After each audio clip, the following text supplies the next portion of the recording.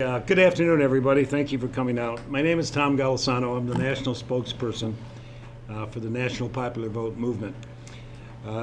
Something very large is happening, very important, is happening right here in the state of Pennsylvania in determining the future possibility of how we elect the President of the United States.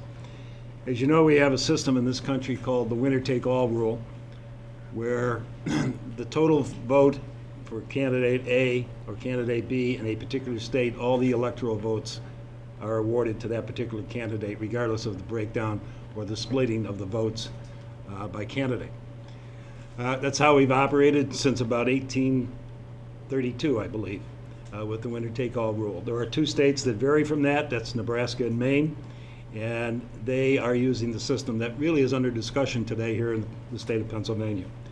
Why we are here is to explain the position of national popular vote, why it's different, and why it's much more important than possibly the discussion going on here today using the congressional districts.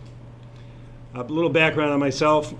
I was the founder and chief executive of a company called Paychecks for a number of years. I was an independent candidate for governor 3 times in the state of New York, and I have dedicated the last 9 months of my life and whatever it takes in the future to promoting the national popular vote. Before I tell you the reasons why the national popular vote is such a better method, I'm going to tell you how far we've gotten in this movement, and it's very important. Right now, 9 states plus the District of Columbia have signed on to a concept called the national popular vote, and they represent electoral votes of 132. As you know, to elect the President of the United States, you need 270 electoral votes. We represent 132 at this point. We have organized efforts going on all across the country, both lobbying, the possibility of initiative and referendum, and so forth. We are a disciplined, structured organization. We feel that the national popular vote mentality or methodology is far superior to anything that we have had or anything that has been suggested. And let me give you the 3 major reasons. Number 1, everything we do in our country, in our lives, when there's a vote is concerned, the candidate that has the most votes wins all the time, except for one, the President of the United States. 4 times in our history, the candidate with the least number of votes became President of the United States. The last time, I'm sure you're all familiar with, in 2000, caused quite a debacle in our country for a long period of time. If 9/11 hadn't come along, we probably still would be discussing it and had done something about it. On the other side of the coin, in 2004, we had a very different problem. George Bush had 3.3 million more popular votes than John Kerry. John Kerry almost became President of the United States. All it would have taken is 66,000 more votes for Kerry in the state of Ohio, and he would have been president. Can you imagine how negative that would have, negative outcome that we would have had in this country in our ability to govern when we had a president who got 3 million less votes than the other candidate? The second thing is, it's almost like a civil rights issue. It is a civil rights issue. If I'm a New York resident, shouldn't my vote count the same as any other resident in any other state? Well, that doesn't apply today with the winner-take-all rule. In fact, in New York State, for example, if you're a Republican supporter, why bother voting? It's been decades since your vote would have meant anything. If you're a Democrat in the state of Texas, why bother voting? Every vote does not count equally in the United States of America today. I would like to think that most of the people want it to be that way. In fact, the polls, 65 to 70%, want it that way. And third, this other issue, and I'm being kind of cautious here, this phenomenon of battleground versus flyover states. Why should that be? We don't elect the president of battleground states. We elect the president of the United States. In 2008, the 2 candidates spent 98% of their time and resources in just 10 or 12 states, totally ignoring the constituencies of those other 40 states, including their goals, their ambitions, their needs, and so on and so forth. Does it affect policy? You bet it does. I'll pick on President Obama. He's not the only one. When we had the oil spill in the Gulf of Mexico, nobody seemed to care too much about Alabama and Louisiana. But as soon as it hit Florida, the big battleground state, he was down there in his shot. Since he's having his issues with Congress today, he's been in Ohio 8 or 10 times in the last 2 months. Another battleground state. This is not America. What's happened to our civil rights? Why aren't we all being treated equally? Because polling in one place says you don't count, so we're not going to count you. Well, what national popular vote does is when we have enough states representing 270 electoral votes, those states will award their electoral votes, they've done this by legislation, to the candidate who gets the most votes nationwide. So we will truly have a president of the United States in all states. As I said earlier, we have a dedicated, aggressive campaign to get this done. You may have heard in the hearings today that only one state is considering this DNC, or congressional district approach. But we've already have 9 or 10 states that have already passed the legislation to get it done. We also have legislation in front of 35 houses in other states in the Union, besides the ones we've already been able to accomplish. This is a nonpartisan issue. It's not geared for any particular candidate, for any particular time in the history of our country. This is for going forward to know that each time we have an election, the people of the United States in total will make the decision. And to illustrate its non-partisanship, we have with us former Governor Jim Edgar of Illinois and former Senator Fred Thompson of Tennessee. And they're available here today if you want to say a few words now or just available for questions. Go ahead, Jim. Let me just, first of all, thank Tom for his effort, and it's good to be here in the state of Pennsylvania. I have always, I think since I could figure out the electoral system and realize that it didn't guarantee that whoever got the most votes got elected president. I was a freshman in high school right before the 1960 election, and I remember I wrote a paper for an English class. So I, for a long time, have had a view that we should make sure that whoever gets the most votes is elected president. But let me give you a couple examples of my experience in the electoral process.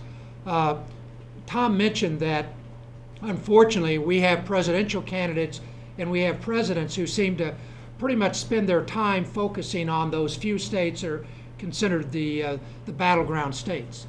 And that's unfortunate. But I can tell you that if we went to a system where every vote counted the same, and it would require the candidates to get to many more states, I think whoever is elected president would be far better prepared to be president. From my own experience of running for governor of Illinois, Illinois is a very large and diverse state, I found that where I went as a candidate is what I remembered after I was elected. After you're elected, you really don't have time to maybe get out and do as many things and listen to people as much as you do during a campaign. So it's extremely important that whoever is going to be president has been around the nation, has been in many states, has visited in a lot of different situations. So when that person becomes president, they know the country, not just a few states. Also, it's extremely important, I believe, that the voters know that whoever they vote for, they actually have a chance to impact the election. Now, there's a lot, we listened to some of the things they're hearing, and a lot of comments have been made that Pennsylvania is a battleground state, so you have that attention. So why change? Well, you know, until about 16 years ago, Illinois was the battleground state, and we had the presidential candidates, and we had the presidential visits. But things began to slip in Illinois, and we are now viewed as a blue state. We don't see presidential candidates. We don't even see presidents, even when they live in Illinois. I think Barack Obama has only been back quietly for a couple of fundraisers. He hasn't even back to his house, except once that I can think of. But that was true we had President George W. Bush. He only kind of came into Illinois for a fundraiser. So The thing I would suggest to those in Pennsylvania who think, well, we don't need to change because we are a battleground state, that's not guaranteed forever. And looking at the trends in Pennsylvania, it very well might become a blue state, and you might miss having all that attention. What I would suggest is that a state the size of Pennsylvania, like a state the size of Illinois, and they're very comparable in size, if we had the popular vote concept adopted, presidential candidates would always be in Pennsylvania. They'd always be in Illinois because that's where the people are, and they would make sure to come where the people are. So for many good reasons, I think the time has come for all the states to look at this issue and to change it before we do have another catastrophe and have a president elected who did not receive a majority of the votes. Thank you.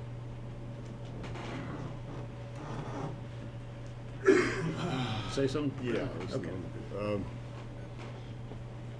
How you view these efforts depends on how you view the election of the President of the United States. Is it a national election, or is it a combination of local elections involving local politics and local determinations as to who benefits under one system or another system and so forth? I said earlier today, it's amazing how this gets clarified once you're out of politics and can't do anything about it anymore. And so I'm kind of in that category. But I look at it as a national issue, a national election. It's unlike any other race, a congressional district race where you're electing a congressman, or a statewide race where all the votes goes to the winner of the state. You're electing the President of the United States. And most people don't realize when they go in the ballot box in a presidential election that they're not directly voting for a president. And it only comes to people's attention when someone who didn't get the most votes wins.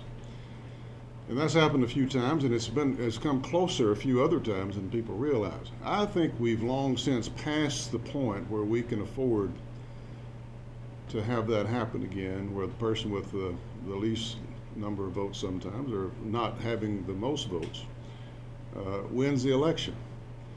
One of the things that concerns me most about dealing with the problems that we're facing today are not those problems in and of themselves, but how the American people view their own government, how they view their own institutions, some of them out of government, but mainly their government. The president and the Congress seem to be vying with each other all the time as to who can get lower in the public esteem in terms of public opinion polls. And I think that another election like we have had and almost had before would be a luxury that we can't afford anymore. A president this day and time doesn't need to come in office with any question as to their legitimacy, having not gotten the most votes. It's just that simple. The problems are difficult enough, the need for leadership is apparent enough that we can't afford that anymore. And as much as I've looked at it, I've been able to detect no partisan advantage one way or another. There might be some people, local officials on a local level somewhere that might be personally disadvantaged, but I see no partisan disadvantage because you have a constantly changing picture, just as the governor indicated. So I think that this is something whose time has come, and I'm very happy that Tom asked me to join their team and do what we can about it. Thank you. Thanks, Senator.